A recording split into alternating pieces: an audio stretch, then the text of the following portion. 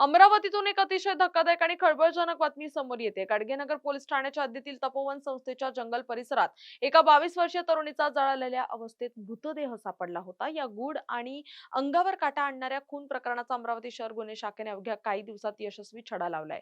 धक्कादायक बाब म्हणजे या तरुणीचा मारेकरी दुसरा कोणी नसून तिचा सक्का मावस भाऊच निघाल्याने तपासात उघड झालंय। घटनास्थळी कोणताही थेट पुरावा किंवा सीसीटीव्ही उपलब्ध नसताना गुन्हे शाखेने केवळ तांत्रिक विश्लेषण आणि तपासाच्या चक्रांच्या जोरावर या गुन्ह्याचा मुख्य सूत्रधार शोधून काढलाय।